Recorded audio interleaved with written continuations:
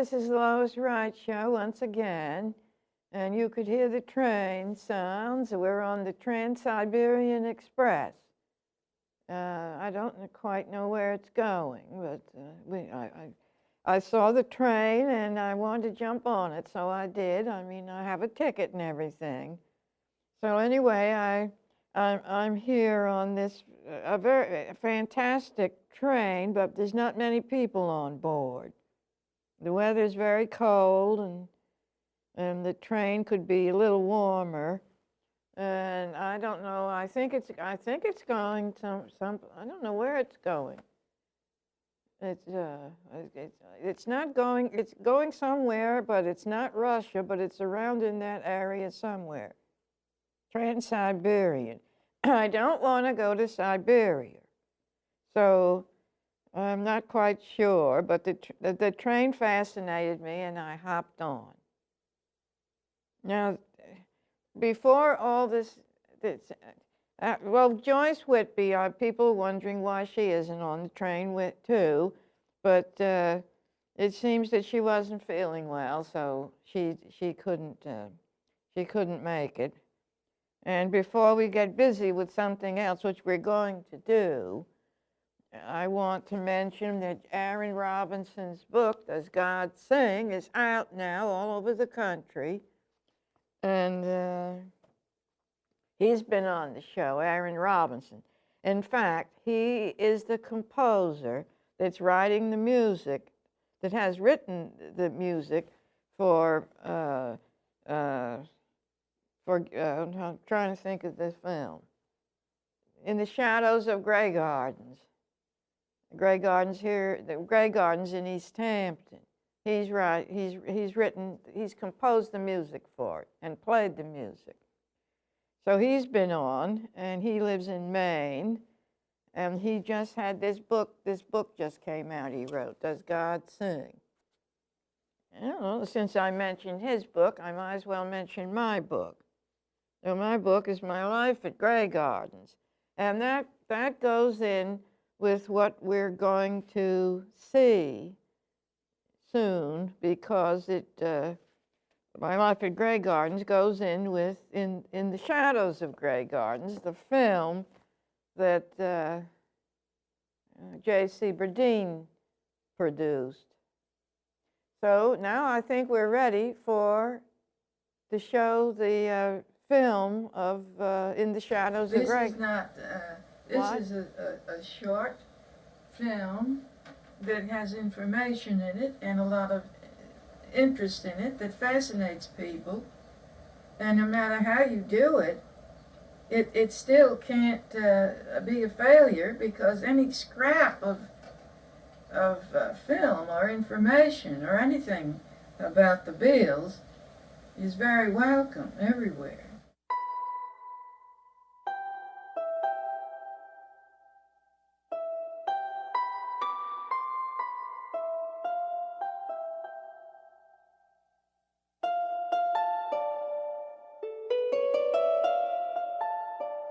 That's at Georgia Beach. Where you were? Yes, that's right there next to Grey Gardens.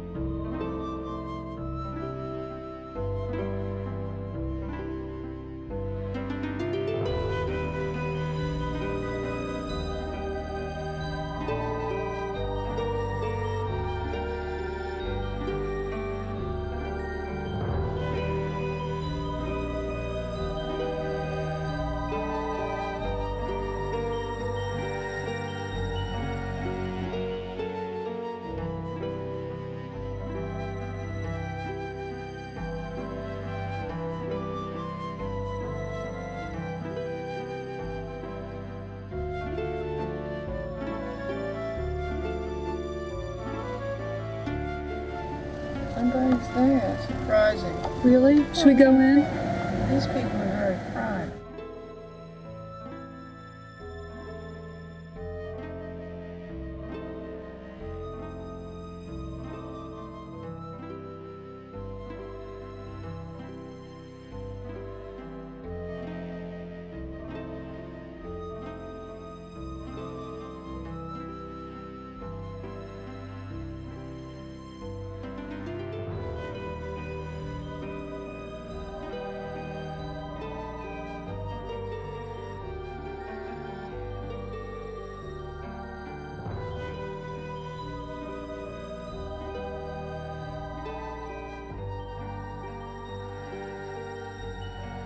See up there, that's my room with the leaded pane diamond windows.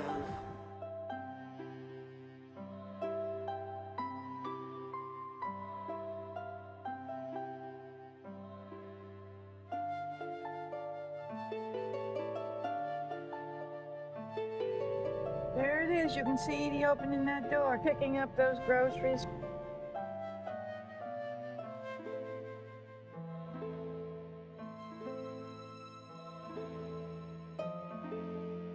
It's very pleasant here. You can see why it's hard to leave, why Big Edie didn't want to leave. I mean, where would she go that would be this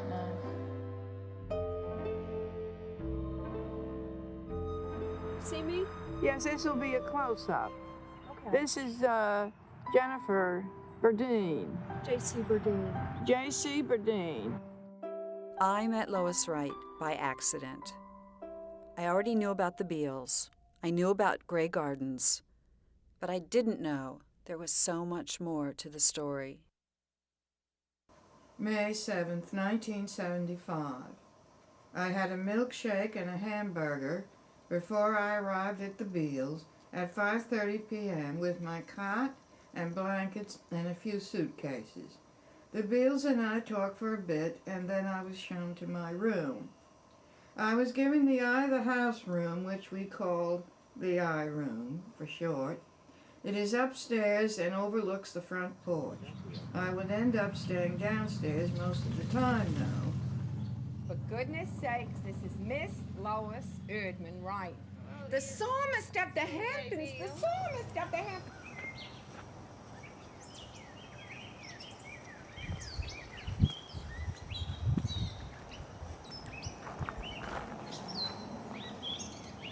If you don't like this I like your outfit. I can put it on backwards. No, I'm liking your outfit. Look good with the hat. Look all right with the hat? Yeah, the hat looks really, you look good. It's amazing. Amazing. Well, I don't want to smile in the cemetery.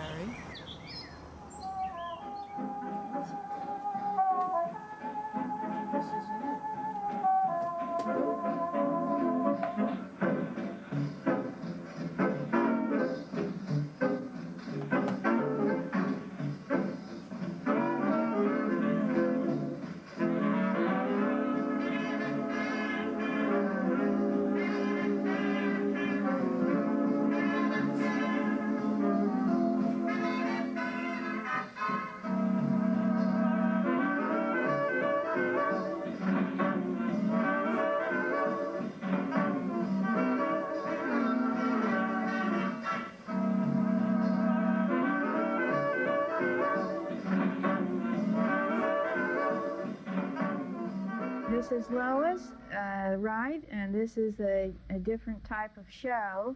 I want to dedicate this show to Big Edith Bouvier Beale, Jacqueline Onassis' talented aunt. Just recently, on one of the newspapers out here, there was a picture of Jackie and Lee, yet the picture was taken a long time ago.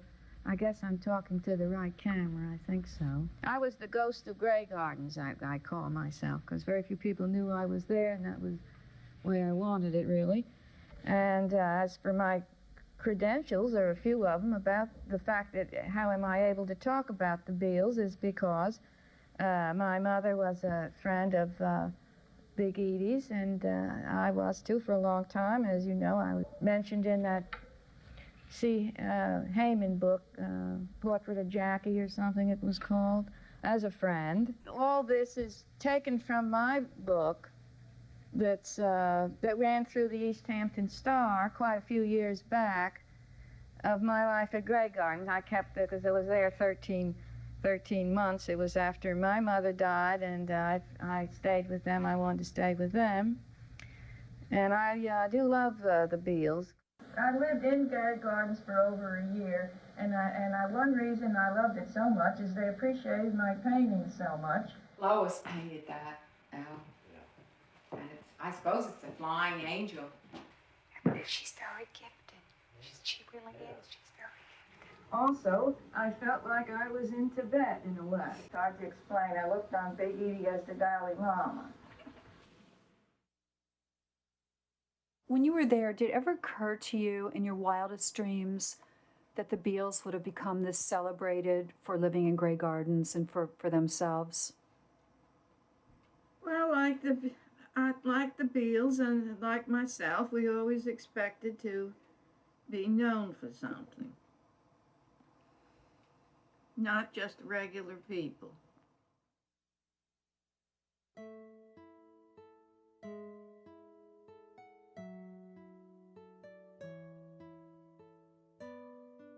Did you take all these? Well, I took these except one of me, Yeah. Brooks took. But you took all the other ones? Brooke took that. No, it's too bad they'll deteriorate. All these pictures, if people see these somewhere or other or somehow, But Lois, they think the measles took. no, did you take that picture? All these pictures I took, I never did to put Lois, anybody else's pictures Lois, listen to me, in. I'll go okay? with you, yeah. All right? Yeah, that's my Carmen Gia. I love your Carmen Gia. That's Onassis. What happened to the Carmen? That's Onassis's leather. Oh, that's what he sent her? Yes, and he sent her that too, and she cut the That's sleeves beautiful. off. Amazing. I didn't take this. That's Big Edie and Who took it? Young Jack Kennedy. Didn't you send a telegram to Jackie once? Big Edie wrote me a letter saying at this point she needed help. She Financial? really did. All kinds of help, yes. So I sent a telegram to Jackie, and she was angry because I didn't use a closed key. Evidently you can use a closed key to the White House or something. What did you use? Just a regular Western Union. And that she couldn't afford $10 a week to give to them. I just said they needed help. They needed some financial help, and that Big Edie wasn't well. That's it. Oh, That's yeah. Big Edie's funeral. And this was in the Newsday, front page. This is Yeah, me. that was very That's sad. Edie. That's Jacqueline. That's Phelan Beale. Mm-hmm. And that's Lee. Dear Lois, I got your darling Halloween card. Look at that handwriting. Have you ever seen? Everybody, Celia Maisel said that it's an artwork. I wonder what a handwriting specialist would make of her handwriting. You know? That she was individualistic and that she was kind, no? Oh, her letters about politics and everything. You have those letters too? Yeah, so interesting. I have a grocery box full. But there's a certain discipline there. Yeah. She was a genius. What's that? That's the Lincoln Center program for when Edie, What year is that? December 25th, Christmas, 1975. I think you must have the last existing copy of this playbill. Oh, you mentioned here. Birthday guest. Thank you very much. Sing the happy birthday. Sing it. What does the review say? Edith Bouvier-Beale tells us, as she sits in her decaying East Hampton mansion, surrounded by her garbage, her raccoons, and her memories. In Grey Gardens, nothing may be left of the cake, but a few crumbs, and even her memories may have frayed at the edges. This is so depressing. Who wrote that, though? That's good. I'm very young there. You are. Oh my God! Very young there. You still the same expression. You look exactly the same, Lois. I had a friend that had a motorcycle, Bill Whitehead, and I rode around with him on the back seat there. Was that your sweetheart? No, they all, no, Well, they all wanted to be, but I just wanted friends instead. I wasn't interested in that. Oh my God, was your brother an artist? Yes, but he was a writer and an artist, but he went into business because he married this woman that wanted a lot of luxuries. He was in charge of all the advertising for American Express on the Eastern Seaboard.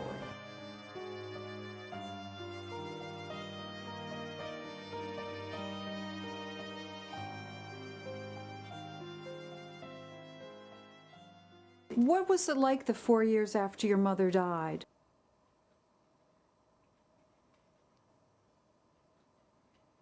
I don't know what you mean by 4 years after my Well, your mother died in 71, and you went to live with the Beals in 75. I don't know. 71? How do you know when my mother died? It's on her tombstone. We had this nice big house at Amagansett. It was a big house. So, but my mother got up one day and fell on the floor.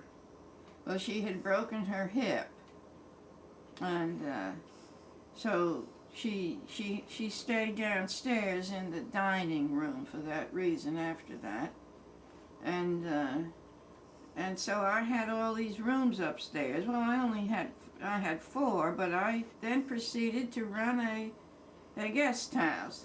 It was a guest house. You ran a guest house? I did, yes. Okay. I had to take care of my mother and run the guest house.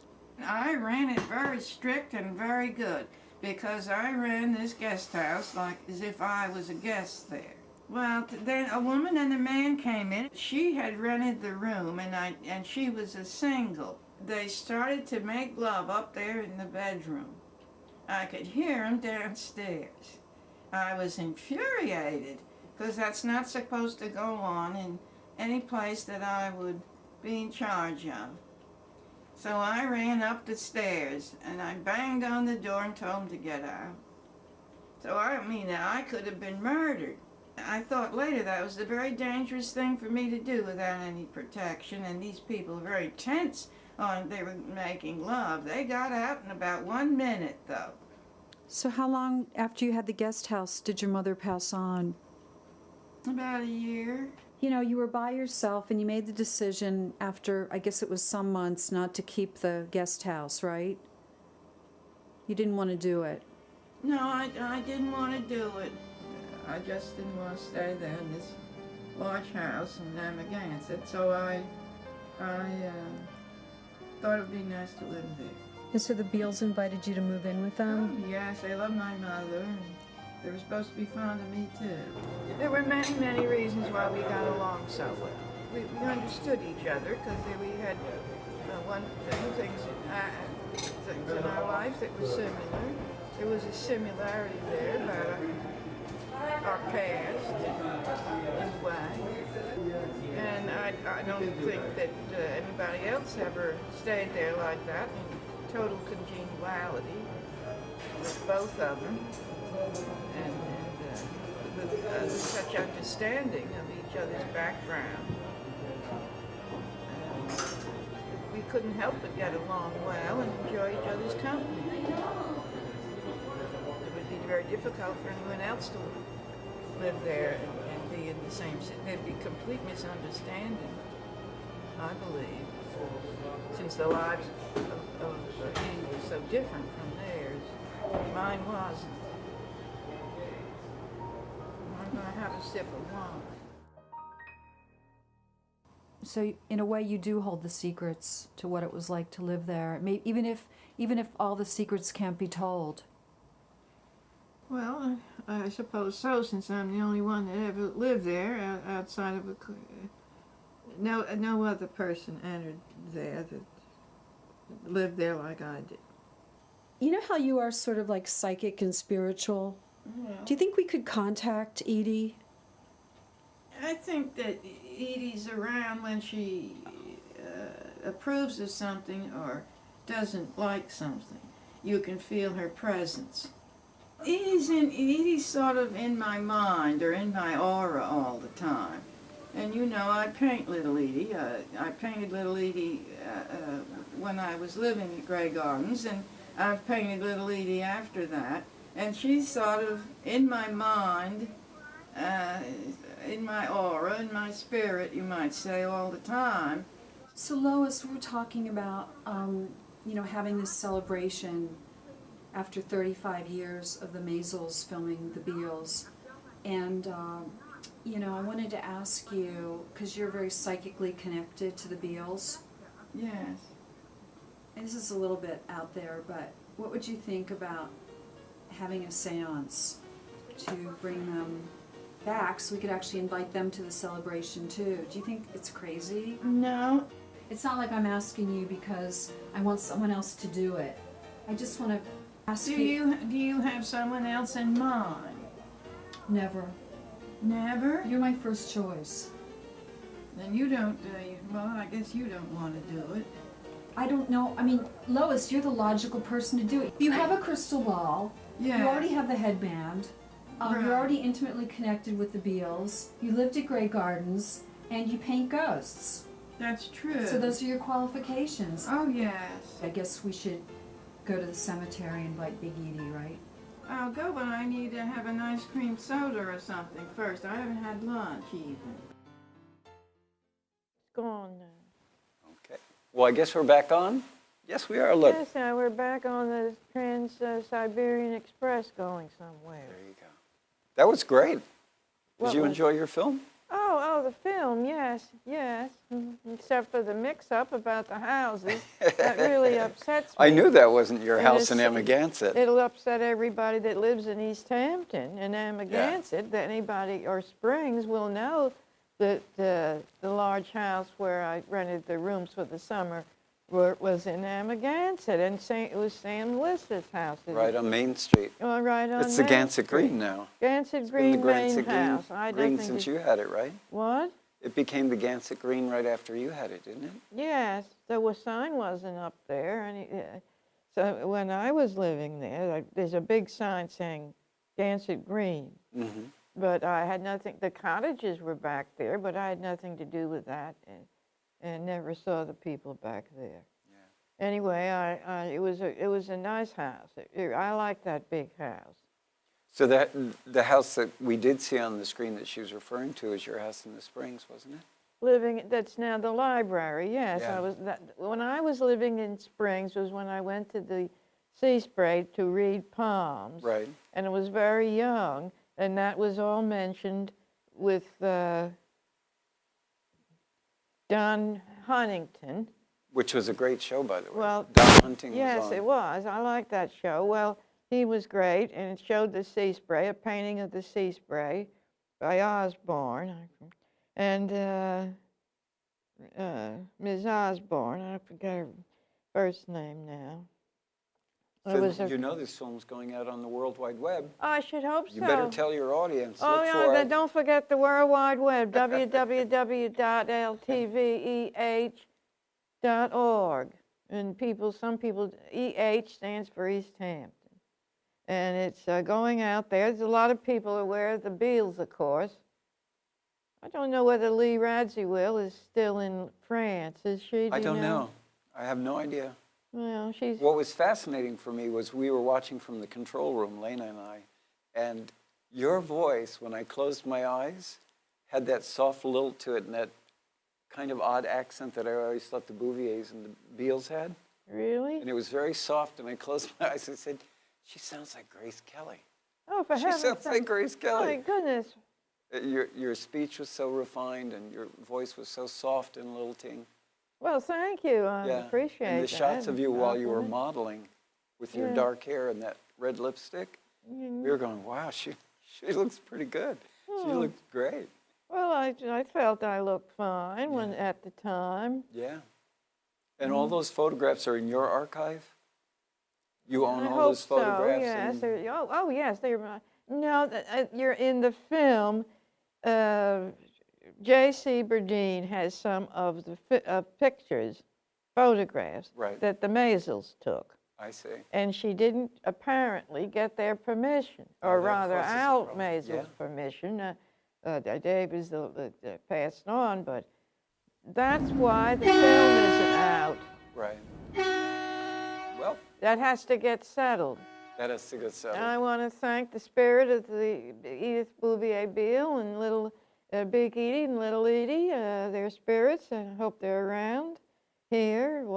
And I want to thank Lena, who's doing a lot out there. She did a lot of work on this, and it was just perfect. Well, absolutely Yeah. perfect. And I want to thank you for your help out there, and then for coming on to the Siberian Express. I don't know where we're going. I'm not sure why we're on it, but it looked interesting. The Sounds train. interesting. That's right.